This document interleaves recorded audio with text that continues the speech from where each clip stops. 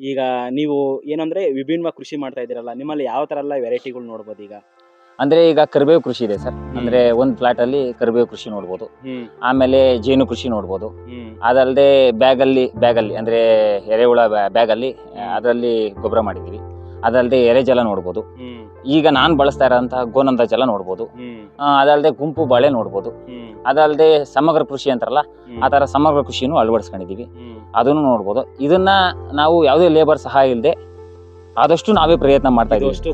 ಅದಷ್ಟು ಕೂಡ ಆದಷ್ಟು ಅಂದ್ರೆ ಕನಿಷ್ಠ ಅಂದ್ರೆ ಒಂದು 90 ಭಾಗ ನಾವೇ ಮಾಡ್ಕೊಂತ ಇದೀವಿ. ಅನಿವಾರ್ಯ ಅಂತ ಕಾರಣದಲ್ಲಿ ಲೇಬರ್ನ ಎರೆಜಲ ಅಂತಂದ್ರೆ ನಾವು ಎರೆಹುಳ ಮೈ ತೊಳೆದಿದ್ ನೀರು ಅಂತ ಕರಿತೀವಿ ಸರ್, ಇಂಪಾರ್ಟೆಂಟ್ ಆಗಿ. ಯಾಕಂದ್ರೆ ಅದರಲ್ಲಿ ಆ ತರ ಆ ಬೆವರು ಇರುತ್ತಲ್ಲ, ಆ ನ್ಯೂಟ್ರಿಯೆಂಟ್ಗಳಿಂದ ಉತ್ಕೃಷ್ಟವಾದ ಗೊಬ್ಬರ ಬರುತ್ತೆ, ಉತ್ಕೃಷ್ಟವಾದ ಲಿಕ್ವಿಡ್ ಬರುತ್ತೆ ಅನ್ನೋದು ಮೇಯ್ನು. ಇದಾಗಲೇ 8 ತಿಂಗಳಾಯ್ತು ಟೋಟಲ್ ಆಗಿ. ಇದು 8 ತಿಂಗಳಾಯ್ತು.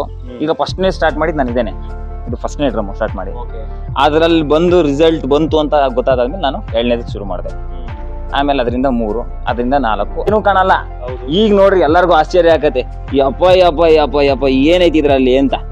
ಯಾಕಂದ್ರೆ ಇದ್ರಲ್ಲಿ ಎಲ್ಲ ಮರಿಗಳಿದಾವೆ ಸರ್. ಇದರಲ್ಲಿ ಕಾಣ್ಬೋದು, ನಿಮ್ಗೆ ಹತ್ರಕ್ಕೆ ಮಾಡಿ ತೋರಿಸ್ರಿ, ಮರಿಗಳಿದಾವೆ. ಹಂಗಿಲ್ಲ ಅಂದ್ರೆ ಇನ್ನೊಂದ್ರೆ ಬೇರೆ ತೋರ್ಸೋಣ. ಎಲ್ಲ ಮರಿ ಅಂದ್ರೆ ಮಲ್ಟಿಪ್ಲೈ ಆಗ್ತಾ ಇದಾವೆ.